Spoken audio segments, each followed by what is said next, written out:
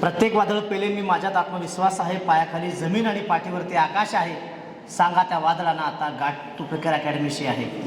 त्यामुळं हे वादळ आपल्याला पेलायचं आहे. यानंतर तुमच्या सर्वांसाठी शुभेच्छा देण्यासाठी मी विनंती करतो डॉक्टर उमेश कानडे सर, आपणास 2 शब्द शुभेच्छा द्याव्यात. MBBS MS ऑर्थो, लगेच पायाची दुखणं घेऊन येऊ नका. ऑर्थो जरी असलं तरी मनानं दिलानं ते खूप हळवे आहे. विनंती 2 शब्द शुभेच्छा द्याव्यात. आदरणीय कानडे सर. मी इथे तुपेकर सरांचे आभार मानतो, त्यांनी मला इन्व्हाइट केल्याबद्दल. I first of all congratulate all students and the parents for coming here for this auspicious occasion. आता हा परीक्षेची ह्याची थीम अशी होती की परीक्षेला जाता जाता तर मला 2-4 प्रश्न विचारायचे आहेत. ह्याच्यापैकी किती लोकांना डॉक्टर व्हायचं आहे? आपण तिथून स्टार्ट करूया. लास्ट बेंच, तुम्ही ब्लॅक शर्ट या प्लीज.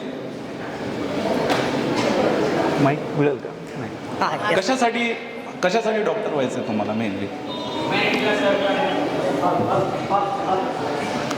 त्यांना माहिती. ह्युमॅनिटीला सर्व करण्यासाठी तुम्ही बाकीचे पण समाजसेवक बनू शकता, इंजिनियर पण बनून आपण करू शकतो, कन्स्ट्रक्शन वर्क एनिथिंग. तर डॉक्टर कशासाठी बनायचं? मेनली एरिया ऑफ इंटरेस्ट आहे. That is one thing. दुसरं, लास्ट बेंचर कुणी आहे?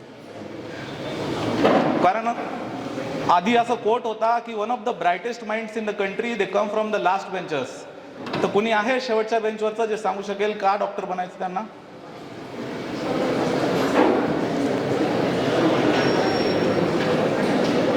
ओके, तो आपण पुढे जाऊया. बिकॉज असं आहे की सध्याच्या काळामध्ये mobile, smartphones, tablets, Android phone, Apple ह्यांचं भरपूर व्याप वाढलेला आहे. तर प्रत्येक पॅरेंटच्या हातामध्ये पण फोन असतो, मुलांच्या हातामध्ये पण फोन असतो आणि एज्युकेशन पण खूप सारं ऑनलाईन झालेलं आहे. आमच्या काळात तसं नव्हतं एज्युकेशन, तसं नव्हतं म्हणून आम्ही शिकलो नाही असातला प्रकार नाही आहे. प्रत्येक पॅरेंट ऑफलाईनच शिकलोय, आपण शाळेत गेलोय, फिजिकली बसलोय, शिक्षकांसमोर बसलोय, त्यांचं अनुकरण केलं, त्यांच्याकडून आपण ज्ञान घेतलेलं आहे. पण सध्या ही ऑनलाईनची जी बून आलेली आहे त्याच्यामुळे असं म्हणतात की स्मार्टफोन इज अ बून ऑर कर्स फॉर दिस जनरेशन. तर मला वाटतं की हे बूनपेक्षा कर्स खूप जास्त आहे. कारण प्रॉब्लेम असा होतोय की जेव्हा आपण फोन घेतो हातामध्ये ऑनलाईनसाठी, त्याच्यामध्ये आपण इंटरनेटचा उपयोग करतो. इंटरनेटचा उपयोग केल्यामुळे काय होतं की ज्या पॉपअप ॲड्स येतात, मध्ये काय होतं, मग माणूस 10 मिनिट अभ्यास करतो आणि लगेच म्हणतो की अरे थोड्या वेळ आपण सोशल मीडिया उघडून पाहूया. आता सोशल मीडिया म्हणतो आपण, तर याच्यापैकी किती स्टुडंट्सचे फेसबुकवर, इंस्टाग्रामवर अकाउंट्स आहेत? खरं खरं सांगा. कुणाचंच नाही आहे? तुमचं आहे? ठीक आहे, प्लीज स्टँड अप. तर तुम्ही दिवसातून किती वेळा फेसबुक आणि इंस्टाग्राम तुम्ही पाहता आणि त्या गोष्टींचं, त्या रील्स आणि त्या गोष्टी तर त्याचं अनुकरण करू शकता? 10 वेळेस. प्रामाणिक आहे. तर असं आहे की एक स्टडी झाली होती ICMRची. माणूस जो आपल्या इंडियन कम्युनिटीमध्ये माणूस दिवसातून कमीत कमी 1000 ते 1500 वेळा आपले बोटं फिरवतो फोनच्या स्क्रीनवरून. तर ह्याचं काय होतं की आपण जेव्हा ऑनलाईन लर्निंगकडे जातो तो माणूस 10 मिनिट अभ्यास करतो, तर आपला लर्निंग ॲबिलिटी आणि कॉग्निटिव्ह टाइम फ्रेम ते कमी होत जातं. कारण काय होतं की माणूस स्वतःचा ब्रेन यूजच नाही करत. ज्या ट्रिक्स अँड ट्रिप्स दिलेल्या आहेत तुम्हाला ऑनलाईन एज्युकेशनमध्ये, माणूस तेच करतो आणि तसंच मगअप करायचा प्रयत्न करतो. मग मगअपचा इश्यू काय होतो की आधी आपण पोपटपंचीसारखं सर्व रीड करतो आणि जेव्हा एक्झाममध्ये जातो तर ते पूर्ण आठवत नाही. आता आमच्या वेळेस आपण कसं करायचो अभ्यास की आता 8 क्रॅनियल नर्व्स, आपण आता थोडंसं मेडिकल फील्डकडे जाऊया कारण सगळ्यांना डॉक्टर बनायचं आहे, बेसिकली प्रोग्राम तसाच ओरिएंटेड आहे. तर आपण 8 क्रॅनियल नर्व हे करण्यासाठी, रिमाइंड करण्यासाठी आपण एक न्यूमोनिक बनवायचो. त्या काळात जे टीचरने जे न्यूमोनिक दिलेले असायचे, like on the occasion of tea time, attractive faces are girls, visitors say them hello. तसे 8 क्रॅनियल नर्व आपण लक्षात ठेवायचं. ऑल्फॅक्टरी, ऑप्टिक, ऑक्युलोमोटार, अपडसेट असे आपण लक्षात ठेवायचो. पण आता काय होतं, हे न्यूमोनिक आहे, हे वन ऑफ द आम्ही बनवलेलं आहे स्वतः किंवा आमच्या टीचरनी सांगितलेलं आहे आणि ते आम्ही आत्तापर्यंत पण आत्मसात केलेलं आहे. माझी 12वी झालेली आहे 2005-06ला, पण आत्तापर्यंत पण ह्या गोष्टी येतात. पण जेव्हा तुम्ही ऑनलाईनमध्ये जातात तर त्या टिप्स आणि ट्रिक्स कशा असतात की एक तर नेशन वाईड प्रोग्राम असतो ऑनलाईनचा, तो टिप्स अँड ट्रिक्स कुणीतरी दुसऱ्याने बनवलेले असतात, तर माणूस त्याचं अनुकरण जास्त दिवस नाही करू शकत.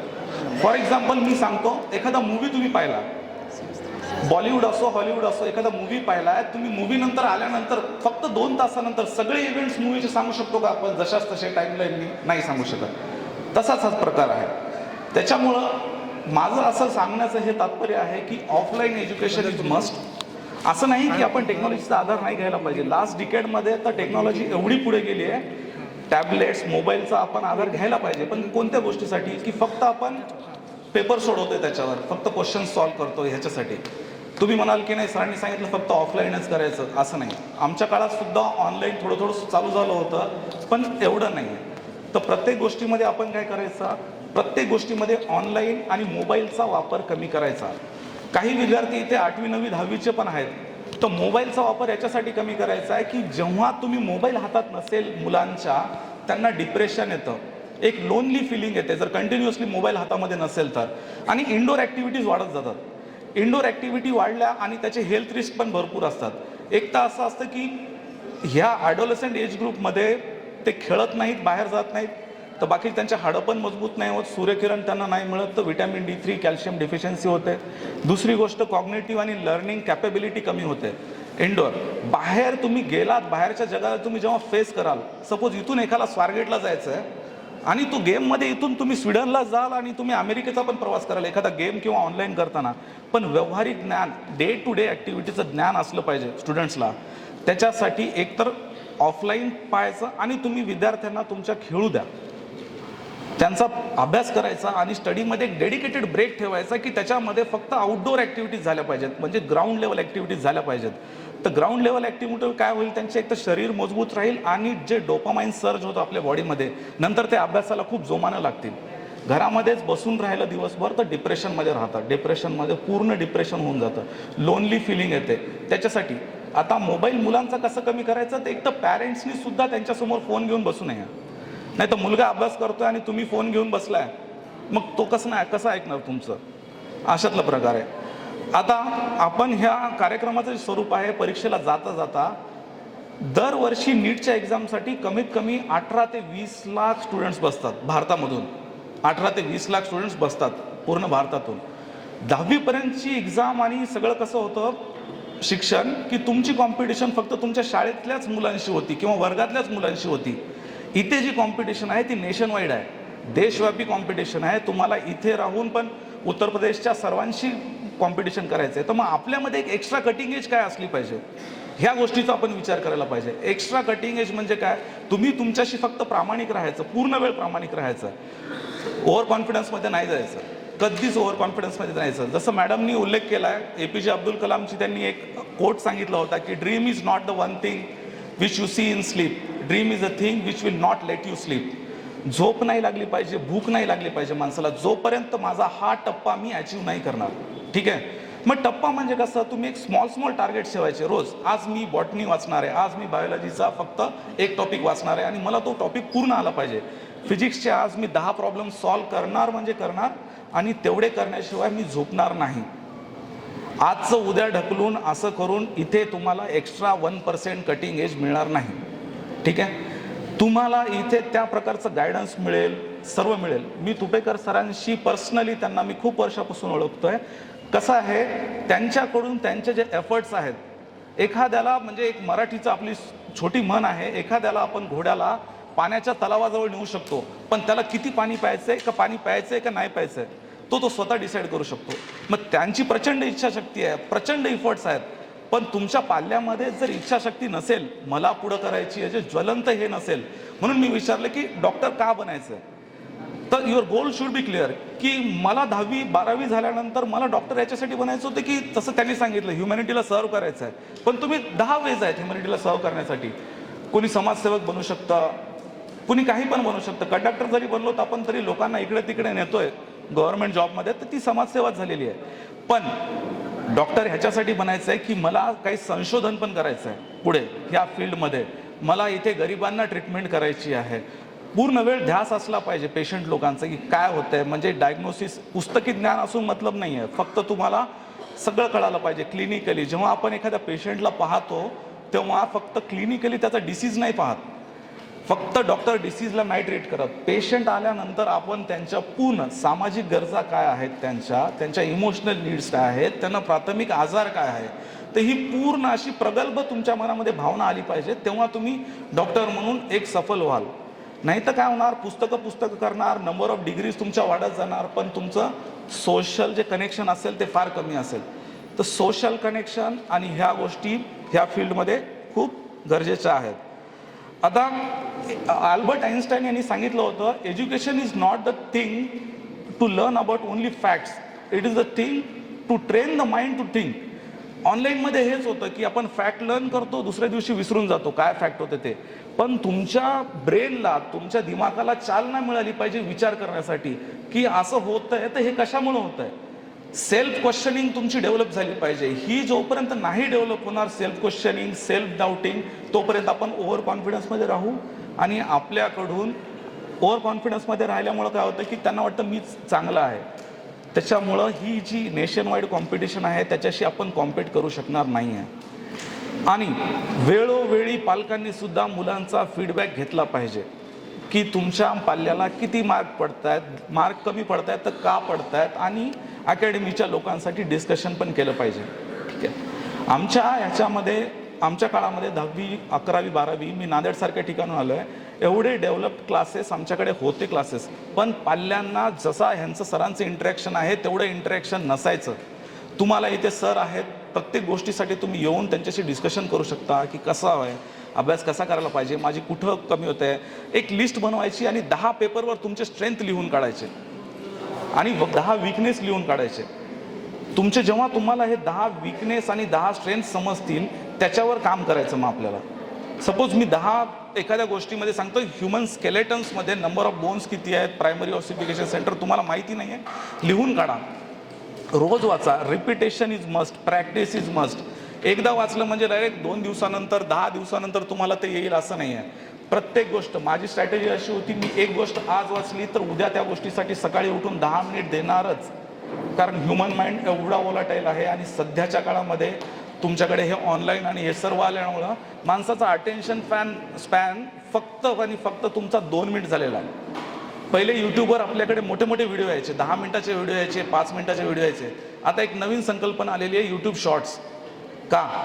कारण त्यांच्याकडे आर्टिफिशियल इंटेलिजन्स आहे, त्यांच्याकडे हे सर्व लोक आहेत, ते पूर्ण सर्वे करतात की लोकांचा अटेन्शन स्पॅन किती आहे काय नाही आहे. आपलं अटेन्शन स्पॅन आता सध्याच्या काळामध्ये फक्त 1 ते 2 मिनिट झालेलं आहे. आपण कोणतीही गोष्ट बघतो, 2 मिनिट बघतो, एखादा चॅनल बोरिंग वाटलं की आपण चेंज करतो.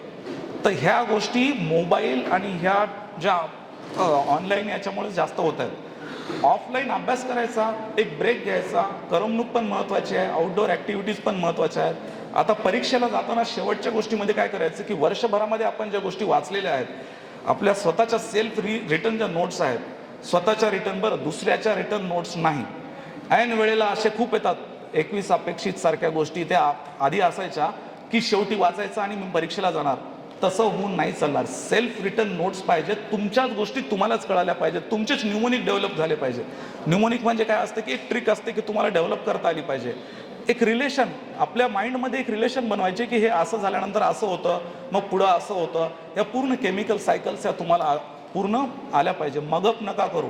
मगअप केल्यावर काय होतं, जेव्हा तुमचा कॉन्शियस माइंड विचार करणं बंद होतो, स्ट्रेस लेवल वाढते, त्यावेळेला ज्या मगअप केलेल्या गोष्टी आहेत त्या काहीच आठवत नाहीत. आणि ज्या गोष्टी तुमच्या इनहरंट आहेत, आधीपासून तुमच्या ब्रेनमध्ये आलेल्या आहेत, त्या गोष्टी बरोबर नॅचरली फ्लो आउट होणार. मगअप करू नकाच. आणि कन्सिस्टंटली तुमची ॲक्टिव्हिटी तुम्ही मॉनिटर करायची. स्वतः विद्यार्थ्यांनी सुद्धा स्ट्रेंथ आणि वीकनेस हे 10 पॉईंट तुम्ही लिहून ठेवायचे स्वतःचे आणि त्याच्यावर काम करायचं. असं नाही आहे की मला एका विषयामध्ये खूप चांगले मार्क पडतात तर मी दुसऱ्या विषयाकडे निग्लेक्ट करेल. ही एक कॉम्पिटिटिव्ह एक्झाम आहे. कॉम्पिटिटिव्ह एक्झाममध्ये तुम्हाला 3ही विषयावर, जे 4ही विषय आहेत तुमचे, त्याच्यावर काम करावं लागेल. असं होतं की प्रत्येक गोष्टीला तुम्ही आता महाराष्ट्रामध्ये आहात, जसं मी म्हणलं 10वीपर्यंत तुमची फक्त तुमच्या क्लासच्या विद्यार्थ्यांची कॉम्पिटिशन होती किंवा तुमच्या शाळेच्या विद्यार्थ्यांची कॉम्पिटिशन होती. ही कॉम्पिटिशन आहे नेशन वाईड. पुढे चालून ही कॉम्पिटिशन, तुम्ही मोठे डॉक्टर झालात, कुठे 10 ठिकाणी आपल्याला रिसर्च पेपर, पब्लिकेशन, प्रेझेंटेशनसाठी जावं लागतं. तुम्ही जगामध्ये पण तुम्हाला बोलता आलं पाहिजे. तर ही पर्सनॅलिटी डेव्हलप पण त्याच्यामुळेच होणार आहे. जेव्हा माझं 2006 ते 12मध्ये MBBS झालं आणि 12 नंतर मी 15ला PGला लागलो, म्हणजे MS ऑर्थोसाठी. तर मधल्या 3 वर्षाच्या काळामध्ये खूप साऱ्या गोष्टी घडलेल्या असतात. तर खूप लोक असे म्हणायचे की आता जाऊ दे, आहे MBBS झालेला आहे, MBBS लेवलवर जॉब करू दे, त्यांना पुढे शिकायची काय गरज आहे. तर तुमच्यामध्ये प्रचंड ज्वलन शक्ती पाहिजे की नाही, मला पुढं काहीतरी शिकायचंच आहे, मला हेच करायचं आहे, मला तेच करायचं आहे. जर पॅरेंट्स तुमचे सपोर्टिंग आहेत, तुम्हाला टीचर्स सपोर्टिंग आहेत, तर ह्या वायफळ ज्या गोष्टी आहेत सध्याचे डिस्ट्रॅक्शन, त्याच्यामुळे तुमचे गोल संपुष्टात नाही आले पाहिजे. Okay, the main thing to failure is not the goal, the thing is that easy part to the goal. आपण काय करतो, नाही माझा डॉक्टर नाही म्हणजे मला इझी पाथ इथे मिळते, मला इथे लगेच जॉब मिळतोय 12वीवर किंवा काही समोर केल्यावर मला लगेच जॉब मिळतोय, तर मी एवढं का शिकू, 10 वर्ष 12 वर्ष का घालू.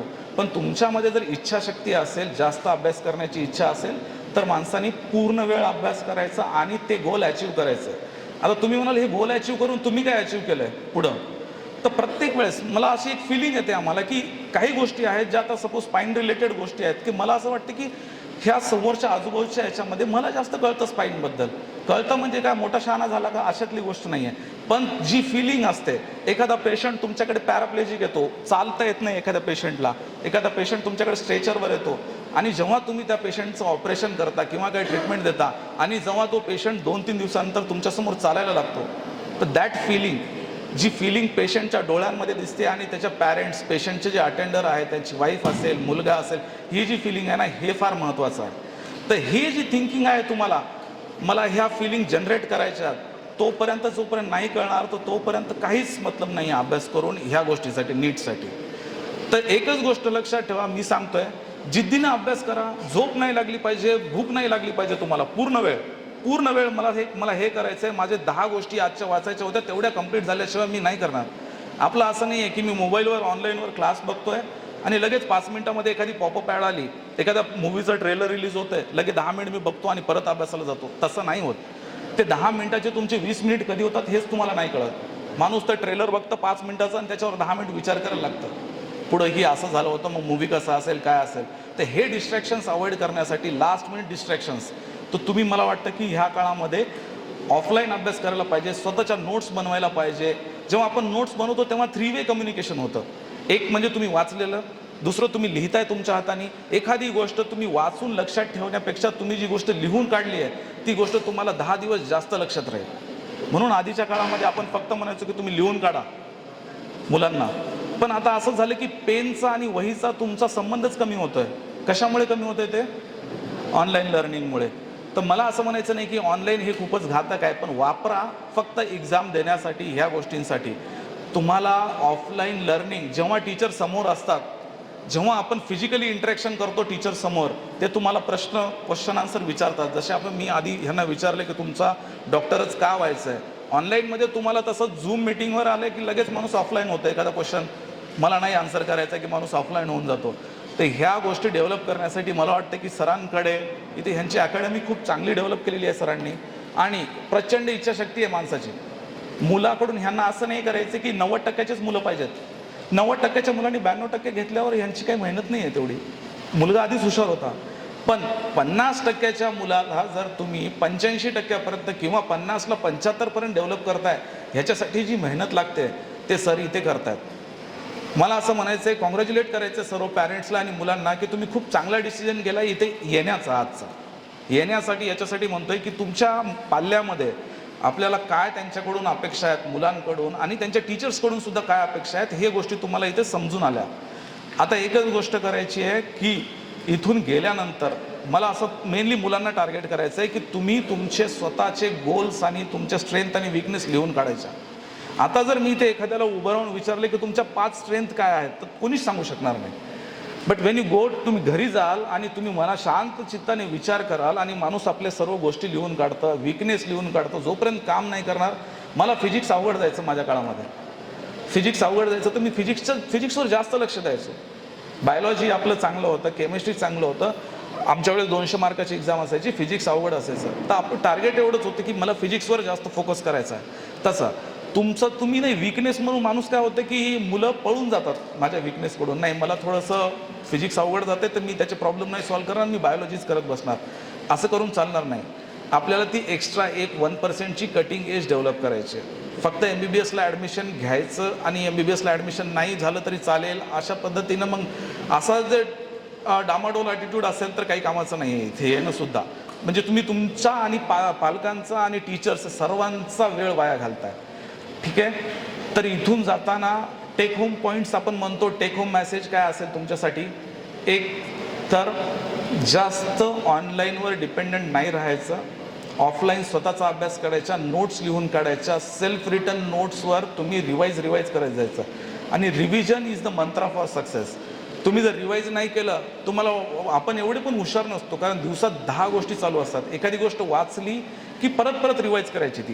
काल जर तुम्ही 6 तासाचा अभ्यास केला तर नेक्स्ट डे मॉर्निंगला जेव्हा उठाल तर फक्त 15 मिनिट्स द्या त्याला, तुम्ही जस्ट डोळ्याखालून घाला ती गोष्ट तुमच्या माइंडमध्ये पूर्णपणे लक्षात राहते. पुन्हा 4 दिवसाहून रिवाईज करायची. समोर पडून 4-5 पुस्तकाची थप्पी लावण्यात अर्थच नाही आहे. जेव्हा तुमचे रिव्हिजन कराल तर ती गोष्ट नॅचरली एक्झाममध्ये बाहेर येईल. कारण एक्झाममध्ये तुम्ही खूप स्ट्रेसफुल सिच्युएशनमध्ये असता. माणसाच्या मनामध्ये 10 गोष्टी येतात. आता मी इथं बसलो एक्झामला, मला पहिले 2 प्रश्न वाचलेले येत नाही आहेत, जे बाकीचे 4था-5वा प्रश्न तुम्ही वाचलेलाच नाही आहे, आणि जे तुमची स्ट्रेंथ आहे ते तुम्ही वाचलेलंच नाही. माणूस तिथे पण चुका करतं. मग त्याच्यासाठी एक काम माइंड डेव्हलप करण्यासाठी आपला अटेन्शन स्पॅन वाढवला पाहिजे आपण. ठीक आहे. आपली कॉग्निटिव्ह कॅपॅसिटी वाढवली पाहिजे. त्याच्यासाठी तुम्ही मेनली हे जे सोशल मीडिया आहेत हे 2 वर्षासाठी दूर ठेवा. जेव्हा तुम्हाला सक्सेस मिळेल तेव्हा टाका ना status, got KM hospital 2nd rank 3rd rank असं स्टेटस टाका, तेव्हा जास्त लाईक्स मिळतील. दुसऱ्याचे लाईक्स, दुसऱ्याचे स्टेटस बघण्यामध्ये काय वेळ घालवत आहे? आणि ते लोक फक्त स्टेटसच टाकतात. आणि आपण त्यांचे स्टेटस बघून आपला वेळ वाया घालवतो. तुम्ही किती लोकांचे स्टेटस पाहिले फेसबुकवर किंवा इन्स्टावर की जे असं झालं की मी इथे लागलो आहे, तिथे लागलो आहे, फालतू डान्सचे व्हिडिओ आणि हे घालतोय. आपले 2 वर्ष तुम्ही सोशल मीडियामधून जर तुम्ही संन्यास घेतला, संन्यास हा वर्ड यूज करतोय, 2 वर्ष तुम्ही जर संन्यास घेतला तर तुमचं पूर्ण आयुष्य पुढचं सुखकर होईल. नंतर तुम्ही सोशल मीडियावर येऊ शकता विथ अ बँड आणि एक स्टेटस टाकू शकता की I got KM hospital, I got Sion hospital in 2nd rank in 1st attempt. ठीक आहे. तर ह्याच्यासाठी ऑनलाईन कमी करायचं आहे, ऑफलाईन सेल्फ रिटन नोट्स करायच्या, आणि तुमचे काही पण डाऊट्स असतील तर तुम्हाला पर्सनली अप्रोचेबल टीचर आहेत इथे, सरांसोबत तुम्ही कधी पण डिस्कस करू शकता. आता किती एक्झाम गोईंग स्टुडंट्स आहेत इथे नीटची एक्झामसाठी? सेल्फ तुमचं काही 2 महिन्यासाठी झालं. आता शेवटीचं तुमचा मंत्र काय असेल की ज्या आधीच्या नोट्स असतील फक्त त्या नोट्स वाचत जायचं. 1 महिन्यामध्ये तुम्ही पूर्ण सिलेबस नाही वाचू शकत. तर ज्या आपल्या नोट्स आहेत, जे इम्पॉर्टंट पॉईंट्स आहेत, जे क्वेश्चन खूप जास्त वेळेस येतात, ते क्वेश्चनवर आपण भर द्यायचा आणि तेच क्वेश्चन रिवाईज करत जायचं. कोणत्याही एक्झाममध्ये, एक्झाम पॅटर्न कुठलाही घ्या, UKचा घ्या, अमेरिकेचा घ्या, आउट ऑफ 100 क्वेश्चन्स 60 क्वेश्चन्स की सगळे लोक क्वालिफाय झाले पाहिजे. 18 लाख मुलं बसतात, त्याच्यापैकी 9 लाख क्वालिफाय करायचे असतात त्यांना. नाहीतर आपल्या ह्याच्यामध्ये डिप्रेशन वाढेल. तर 50% मार्क हे सर्वांनाच आलेले असतात. 70% कॉम्पिटिशन पण एवढी अवघड नाही आहे. पण पुढं 70च्या पुढची जी वाटचाल आहे, 65 पर्सेंटाईल म्हणतो आपण, 65-75 पर्सेंटाईल ही वाटचाल, याच्यासाठी ती एक कटिंग एज पाहिजे. तर तुमची एक स्वतःची रेसिपी डेव्हलप करा की मला मग असं करायचं आहे. माझे जे रिव्हिजन करायच्यात गोष्टी, सगळ्या गोष्टी रिवाईज करा, परीक्षेपर्यंत जा आणि एक काम ॲटिट्यूड डेव्हलप करा की कधीच तुम्हाला परीक्षेमध्ये बसल्यानंतर तुमचं you should not lose your hope. कधी पण पॉझिटिव्ह थॉट्स असले पाहिजे. पहिले 2 प्रश्न नाही आले, एंडपासून स्टार्ट करा.